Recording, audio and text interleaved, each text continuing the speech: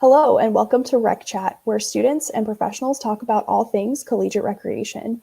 I'm your host, Rochelle Williams from Western Washington University, where I'm the Aquatics and Youth Programs Coordinator. Thanks for joining us today. And if you're interested in the other parts of this series, everything will be hosted on the Rec Chat YouTube channel and also IGTV. We are so excited to spotlight two members of the Asian Caucus today. Before we introduce our panelists, we want to share our gratitude with our friends at NERSA HQ for all of their support. If you haven't already, follow them on Twitter, Instagram, and there's also the NERSA student leaders on TikTok, but you can find them at NERSA Live. And also, did you know that RecChat is on Instagram, Twitter, TikTok, and YouTube? We sure are. So if you're interested in any of our content and also, again, following up with the other parts of this series, please make sure to check it out. So without further ado, I'll let our panelists start by introducing themselves. If you could share with us who you are and a brief journey of your introduction into higher education and how you got to where you currently are, that would be wonderful. And then whoever would like to go first, feel free. Hi, everyone. Nice to meet everyone. My name is Gangsheng. I'm the Campus Recreation Director at University of New Brunswick in Atlantic, Canada. I've been in the current position for the last 20 years. I'm the first generation Chinese coming to Canada. I came here back in late 80s to pursue my post-secondary education at University of New Brunswick. Majoring in sports management and sports administration. Ever since that, I've been working outside of university for a number of years and came back to university to campus recreation department as of 2021. So this is my 20th year. Thanks very much. Hello, and thank you again for this opportunity. My name is Kevin George. I'm the Director of Campus Recreation at Rowan University in Southern New Jersey. As far as a little bit about myself, I was adopted in 1984 to a family in northwestern Pennsylvania. I really got involved and looked at my purpose and physical well-being through participating in 5 sports and excelled very well in high school and wanted to play collegiate and professional sports. Went and got a sports management degree in my undergrad in case things didn't work out with professional sports, which they didn't. And then I really fell in love with recreation. I did some internships with professional sports and worked with the NCAA program at my undergrad institution, but really fell in love with the recreational aspects, working with youth and sports. Went to graduate school at the University of Florida for my graduate assistantship. And then from there, I've been at Rowan since 2004. It's the only place I've ever worked as a professional, which is not common. But very fortunate that moved up to be a director after being an assistant director for 14 years. And I've been a director now for 5 years, and really fortunate to have that opportunity to impact students' well-being and their development. So thank you again. Great. Thanks so much, y'all. Would you mind talking a little bit about how NERSA has supported your professional development in general and also with celebrating your Asian identity? All right, so I'll go first this time again. Maybe next time, Kevin, you can go first before me. To be honest with you, I had my university or high school university education back in China, and came to Canada when I was about 30 years old, and come here for post-secondary education. So my previous background in sports involvement and in playing, administrating, or managing is all about Chinese contest. So came to Canada is brand new, let alone language, culture, food, or everything, interpersonal relations and value systems or background, that sort of thing.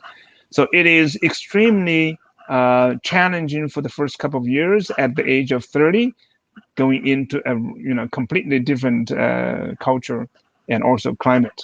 Because I didn't have snow before I came to Canada. I never saw snow myself, and see here, almost 5 months or 6 months of snow in a winter month and deep cold. I'm not a winter person. I don't ski. I learned to skate a little bit.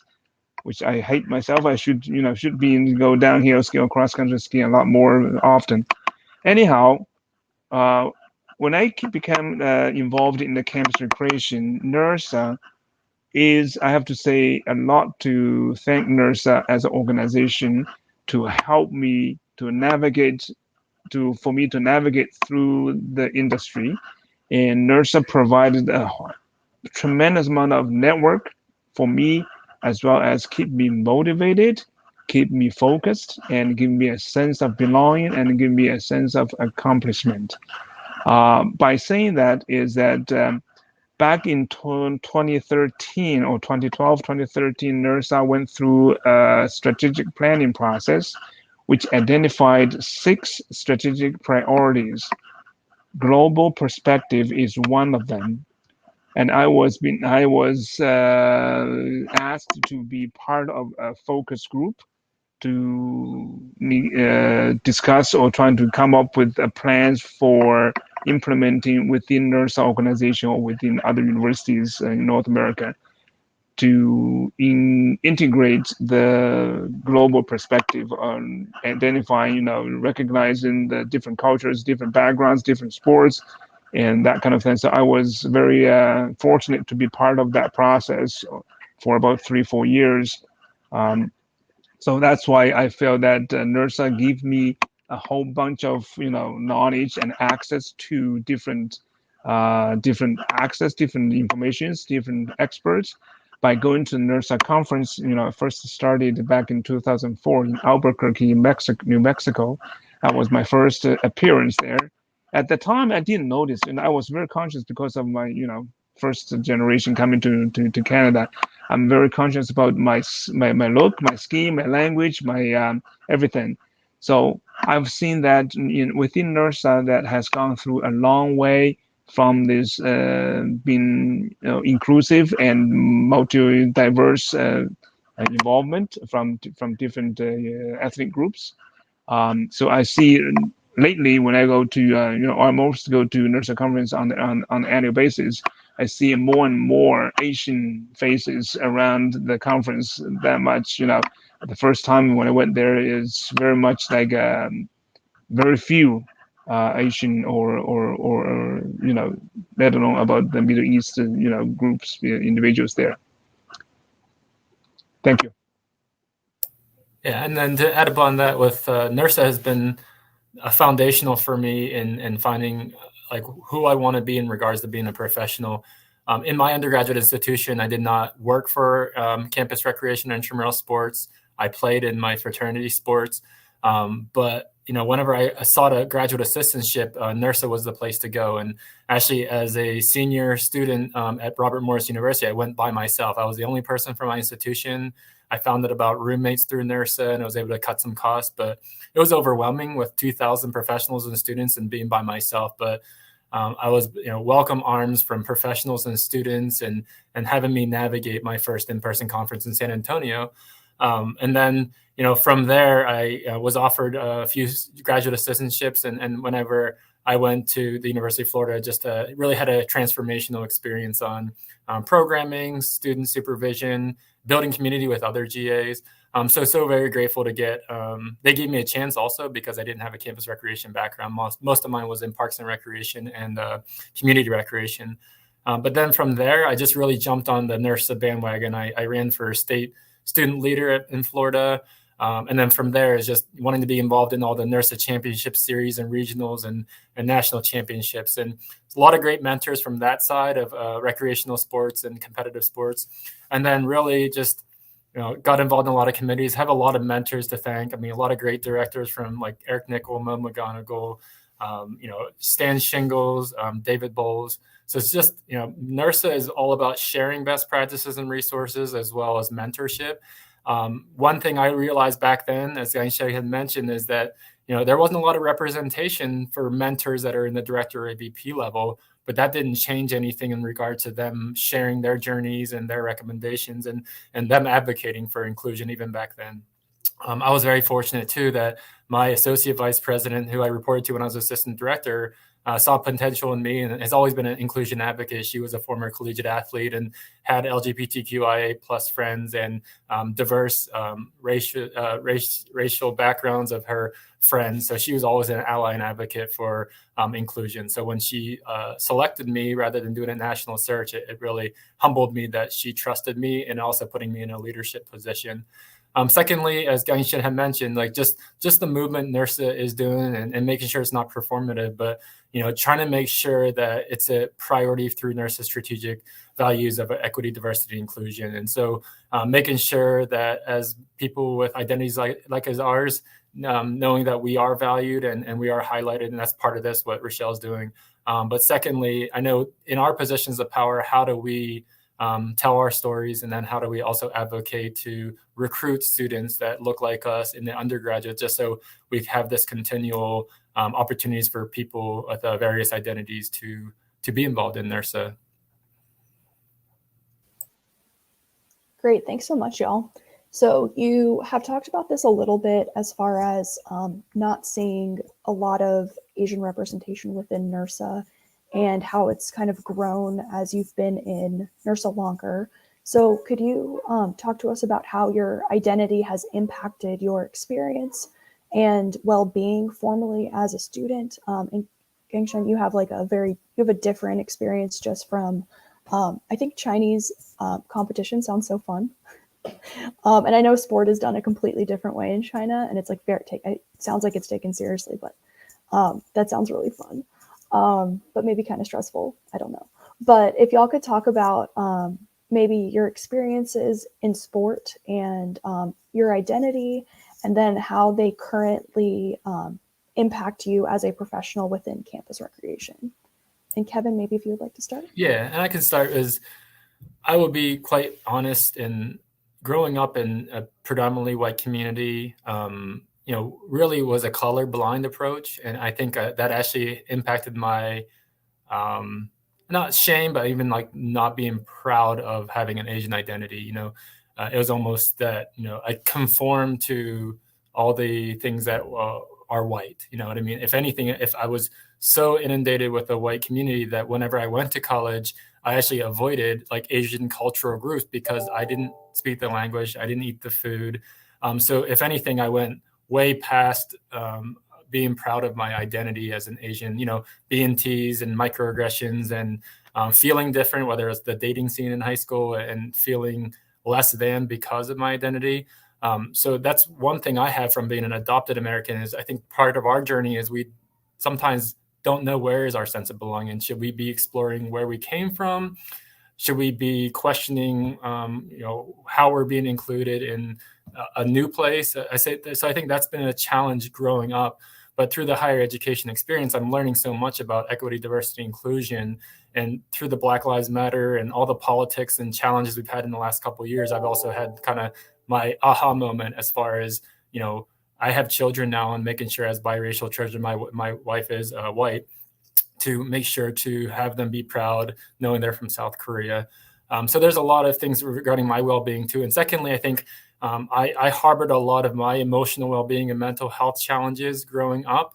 I never spoke about them openly. And in my third or fourth year as a professional, I had a breakdown. And I think realizing that whether it's being a male or person of color, that harboring all those stresses and challenges was the worst thing, whether you have an outburst or whether you go down a dark tunnel.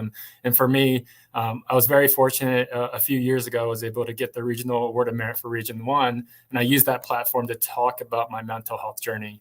And, I thought I used that 15 or 20 minutes just to share my challenges and the stigma of mental health. And so I think, as a person of color, as a male, we have to talk about these things because of our culture in the United States and in America, that that's something that's weak or shameful. So I think it's important that in our positions of leadership, when we show vulnerability and when we show we don't always have it together, that's okay. Because if they ever get into positions like this, they need to know who can they talk to, who can they consult with. Is it a family member? Is it a friend?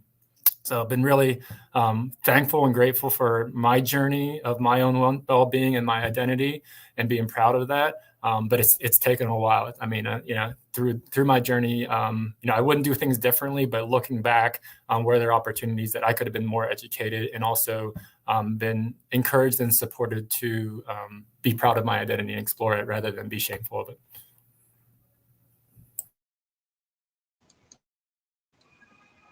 Well, I think Kevin's story is really very touching. I think it reflects a lot of my own personal journey over the last 20 to 30 years here.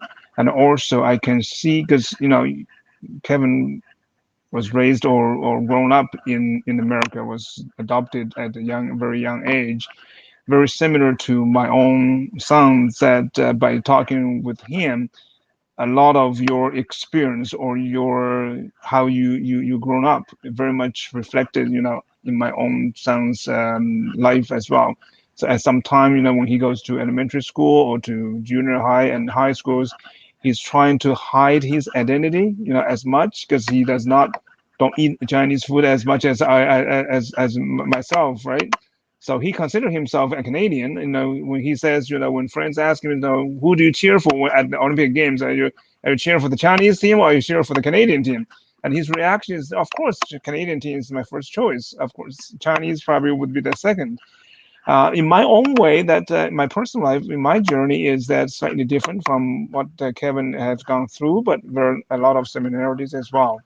Uh, First 30 years I was in China, and from that point on, and then I was in Canada, and the way that how I felt about myself, is that my value systems, or my cultural background, my the values I was taught, by parents, by the whole society, is quite different from what it is here.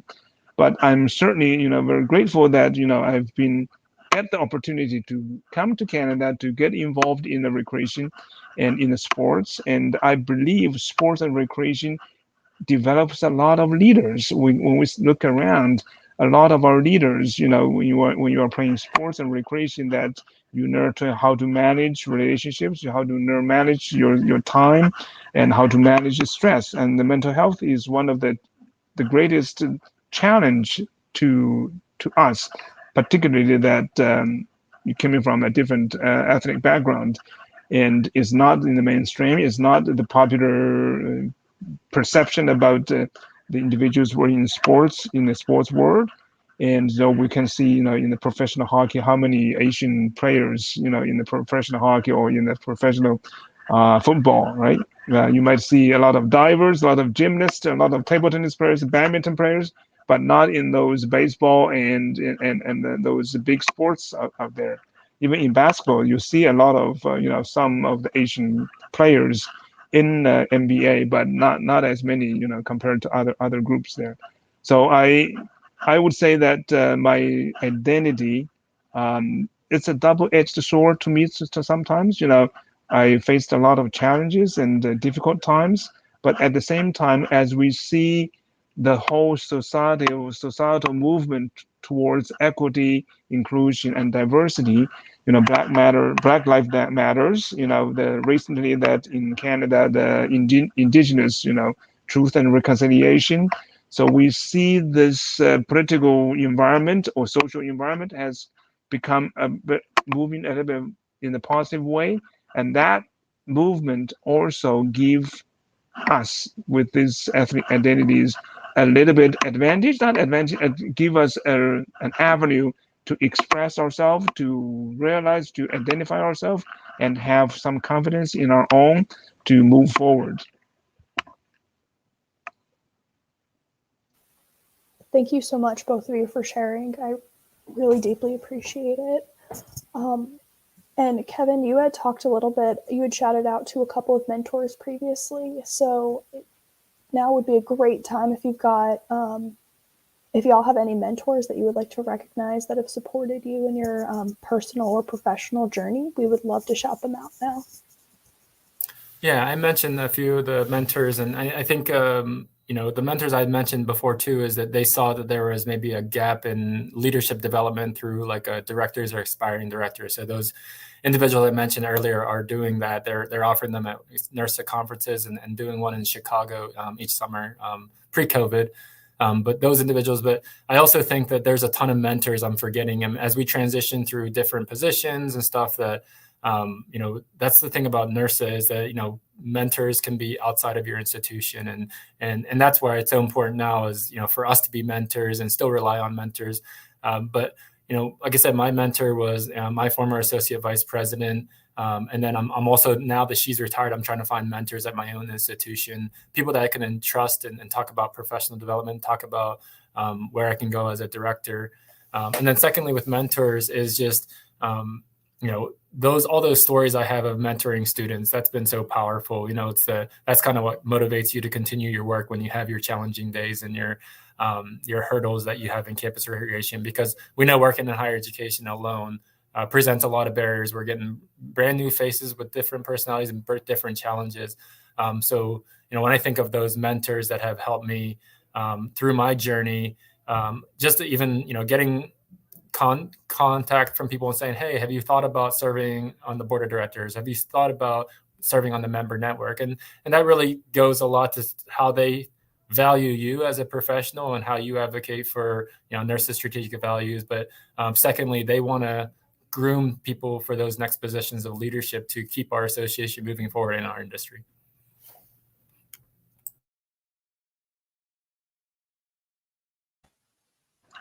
Yes, in terms of mentors, I think I have so many of them to thank, and I just can't name them all.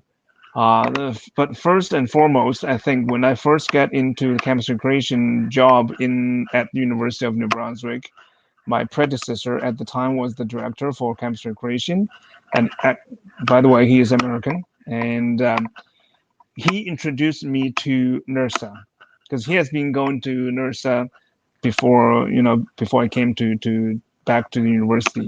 Then he introduced me to NERSA and took me to a NERSA conference. And then unfortunately he retired about 2-3 years ago, and unfortunately passed away last summer due to a serious illness. I'm very, very grateful for him. And when I get to NERSA and I start to make friends, as I said earlier, that NERSA provides a tremendous amount of networking for me to get to know, the different individuals across North America. And one of them that I would say that the former president of NERSA, Kathleen Hash, she is also a Canadian coming from Alberta, Calgary area. And she worked at the University of Washington, I believe, state many years. And then she becomes an entrepreneur for her own consulting businesses. And she and I have a lot of communications and talk about our involvement. And later on that I was part of the Canadian leadership group to establish the Canadian region within NERSA organization. So those individuals, give me a lot of knowledge and give me a lot of guidance, as well as a lot of support and mentoring in my professional life. Thanks so much, y'all. And I think an important message there is that it's important to have on-campus mentors, but it's also really important to have mentors that are in different countries, that are across your country. And I think it definitely brings a different perspective as far as having people advocate for you that are across the nation or across, cultural lines, or Canada, America, also Canadian shout out, Alberta, that grade A Alberta beef. If anyone hasn't watched Letterkenny, you should. It's some of the best stuff to ever come out of Canada. So if you all are comfortable, I was wondering if you all would be able to share any of your lived experiences regarding Asian stereotypes or biases that you may have experienced personally or professionally. Yeah, I'd be willing to share. And I know it kind of went over a little bit growing up, but, definitely had microaggressions from adults and peers and growing up in high school. So whether it's referencing Jackie Chan or Bruce Lee, or automatically asking, do you know karate? So those are the little things that we just kind of, I guess, learn to laugh about or just dismiss. And then also too, like my brother and I were very good soccer players, and the opposing team had yelled during a game like something about those Mexicans. So just sometimes the ignorance of individuals, obviously in a game of competition in sports, but just I'm also curious to see when that happened is what was the reaction from the people around? Did they permit that? And when you permit, you promote, right? So no one was brave enough to say, hey, those are, first of all, those are probably Asian students, athletes.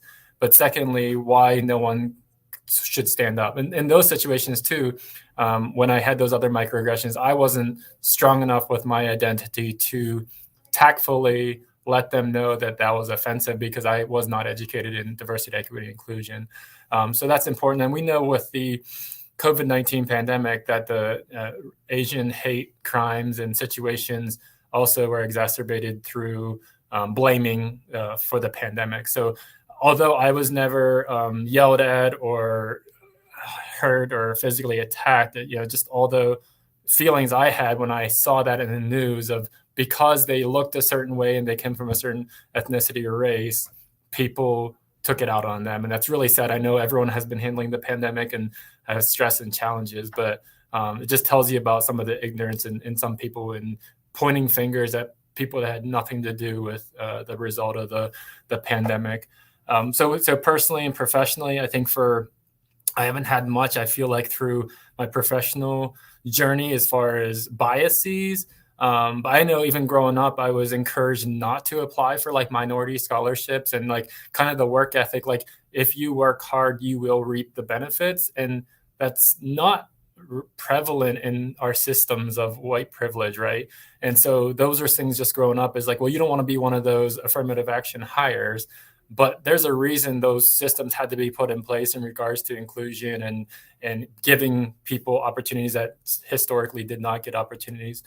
So what I'm trying to do now is in my position and in committees I'm on is how do we look at those systems, whether it's internally in our areas of intramural sports and group fitness and informal rec, and then look at it from a department whole, and then look at it from, keep going up division level to university level. So if I can be at the table to work and tweak some of those systems to be more inclusive, I'm hoping that, I make a difference when we see students coming and saying that's a space for me because I feel like I can be included in that based on my identities.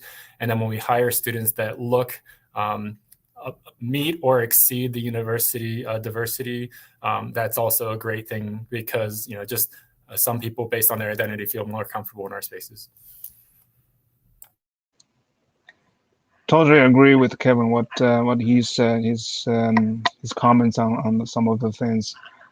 Personally, as I said, I didn't go through the elementary or junior high or high school educations here in Canada, so I did not have that part of the experience in those age groups range. So when I came out, to Canada, I have been already in my late 20s, early 30s, been an adult.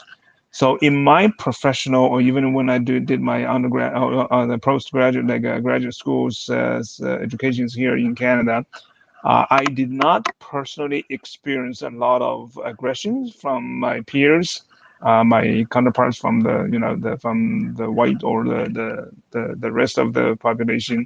But I can, I observed some of our students or some of our fellow citizens or from the news or from personally that I experienced some of those stereotypes and the microaggressions against those visible minorities, which I feel, very very upset and very upsetting and very degrading and oftentimes and sometimes angry.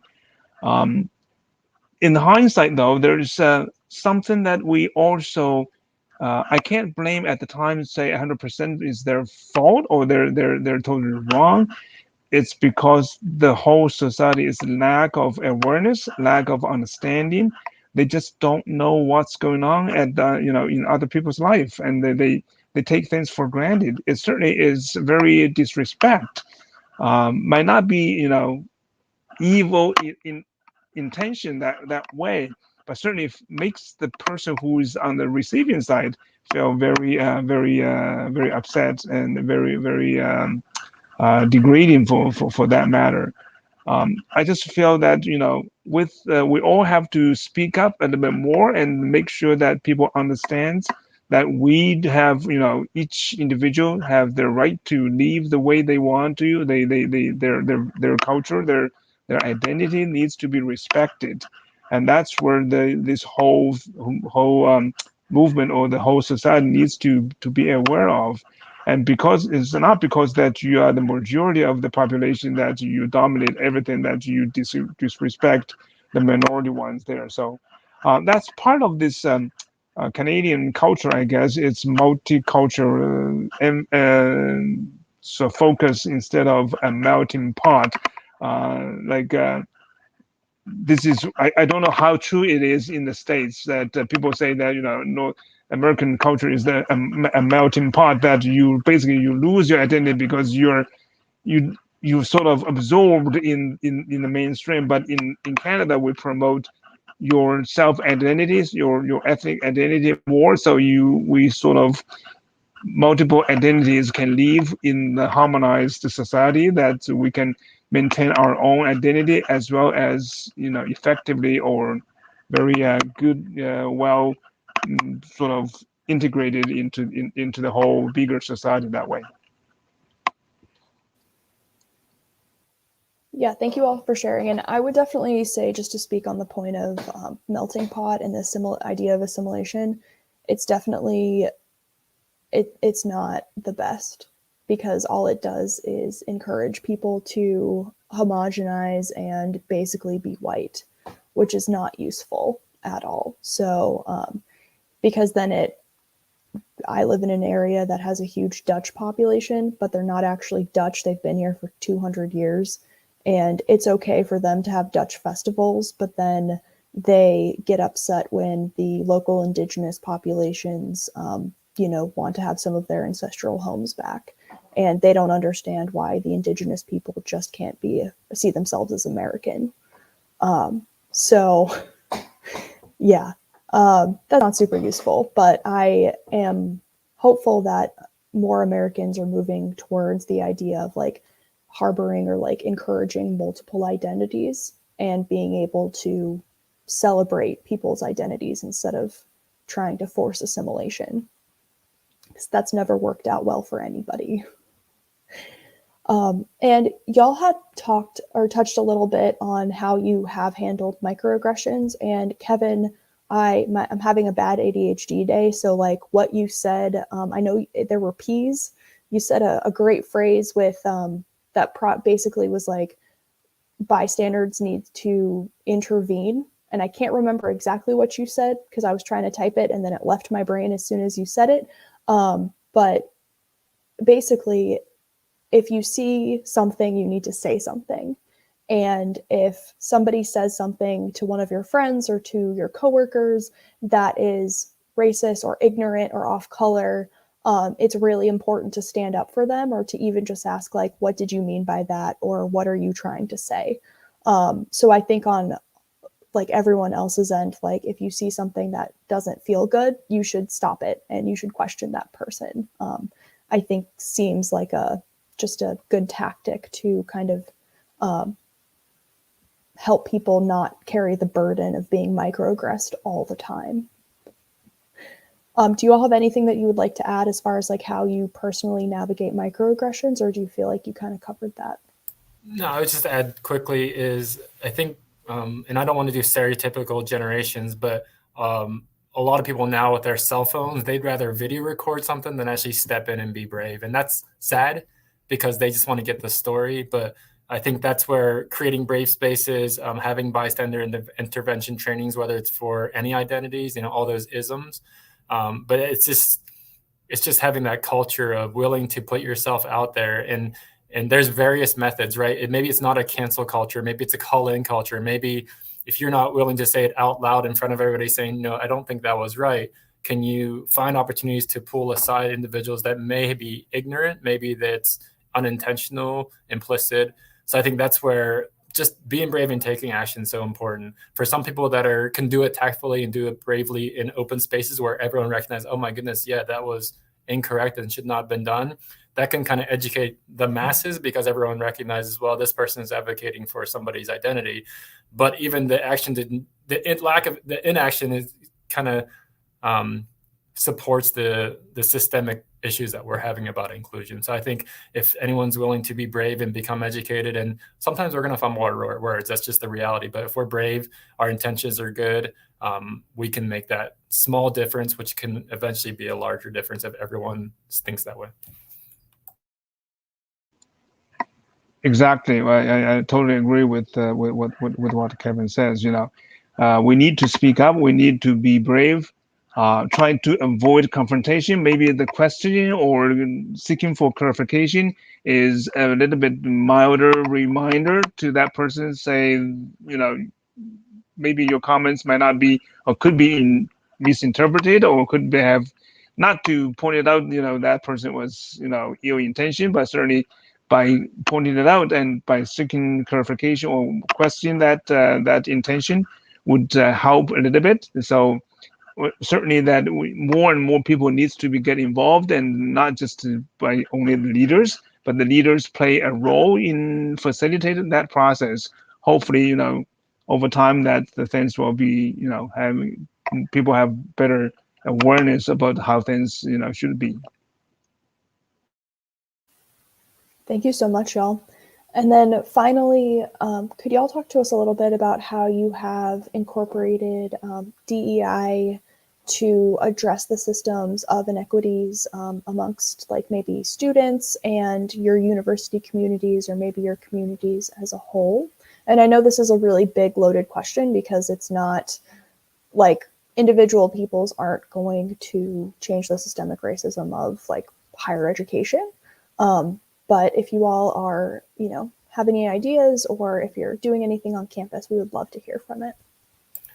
Yeah, I think for us is we had to go back to our mission statement when it says safe, welcome, and inclusive environment. What does that mean for people with identities? So number one is just continue to be educated and having brave conversations. So through our biweekly professional staff meetings, we've been incorporating a 30 to 40-minute add-on to talk about a topic of diversity, equity, inclusion. And we made a commitment to that. We know that 30 or 40 minutes every 2 weeks could be used for other checklists and things that need done.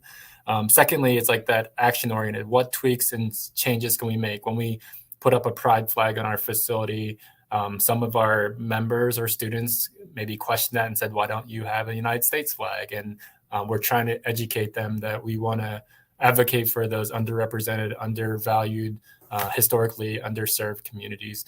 So I think there is visual, there's programmatic and facility and staff education on what it means to be inclusive. So it's kind of that whole holistic opportunities for education and advocacy. So we're embedding it into staff training. We're trying to make sure it's brought up into our communities. And then, as I mentioned before, even in recruitment, like we need to actively recruit certain types of students. If we don't have anybody with a hidden disability or physical disability, why don't we reach out to that office and say, just to remind you, we do hire everybody in our community, not just the able-bodied or the people that find the flyer or the social media post. So I think intentionality is very important if we want to get to a space of being the place, the benchmark on campus to be diverse, having diversity, equity, inclusion as a value.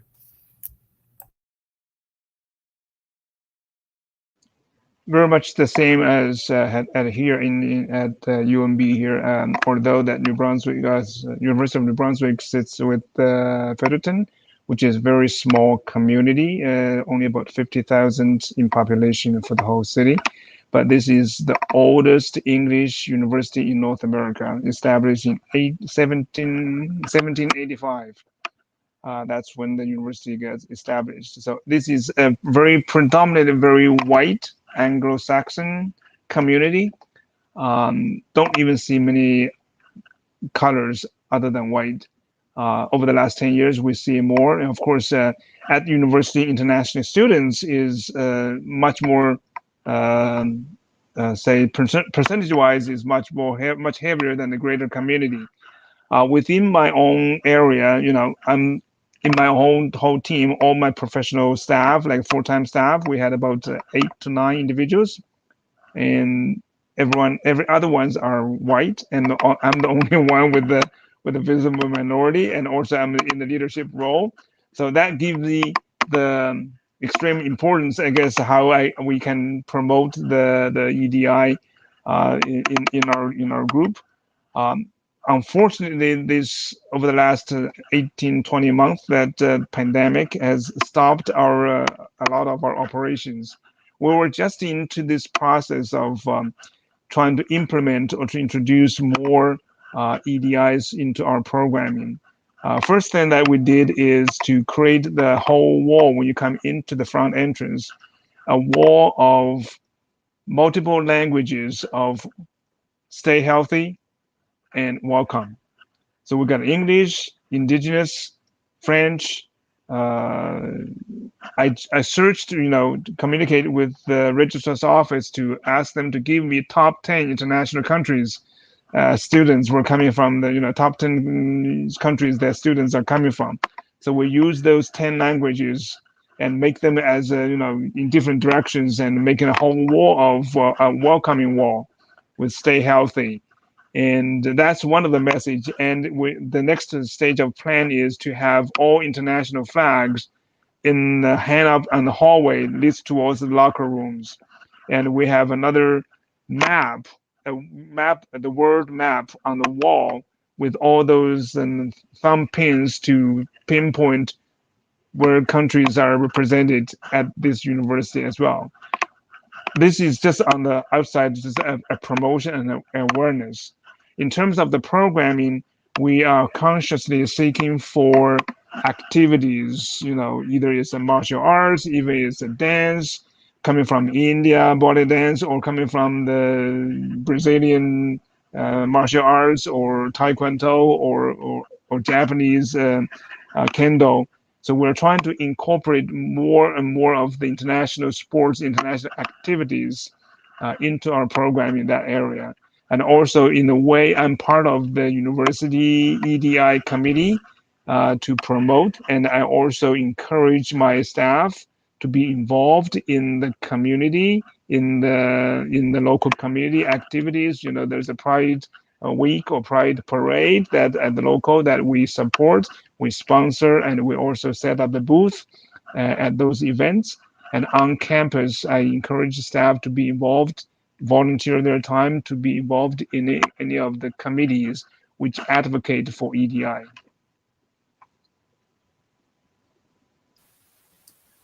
Great. Thank you so much, y'all. I really appreciate y'all taking the time to share your stories with us and be vulnerable today. I really, really deeply appreciate the opportunity to talk with y'all today and to share this with our larger NERSA family. So now's the time for any pluggables. Do y'all have anything that, again, I watch like way too much YouTube. Do y'all have anything that you would like to plug, any committees or social media or anything like that? Anything coming up that you'd like to share? I am currently serving on the NERSA Health and Wellbeing Task Force, and we actually have an Equity, Diversity, Inclusion subcommittee. So I really just think that anybody that does tune in is just realize that if you do have a well-being initiative or movement on your campus and you have an Equity, Diversity, Inclusion division, department, they have to holistically work together. When we think of people's cross-sectionality of identities, it's so important that their well-being could be impacted because of their affiliations with their identities. So instead of doing two paths that are not crossing and working together, so if you have that going on in your campuses and you're involved or have a voice in anything, make sure you invite the other side to holistically work together, because the census said it, we're becoming more diverse every day, which is a good thing.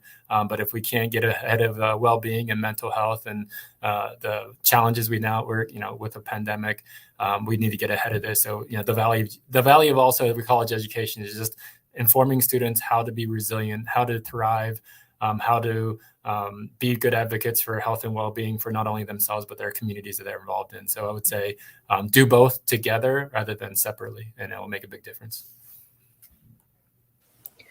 every year that we have a faculty of kinesiology, so recreation and athletics are part of faculty of kinesiology. So at every September, pre-pandemic, it's in person, but since the pandemic, we always do this virtual. So the dean of the faculty will invite the director of athletics, director of recreation to speak to the first year students, kinesiology students. So my message stays consistent.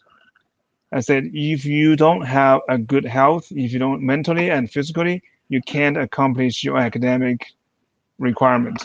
So stay active, be yourself. On the other side, I want to speak. I want to say thank you to NERSA, because NERSA gives me the opportunity to speak and to give me the opportunity to strive in my professional life.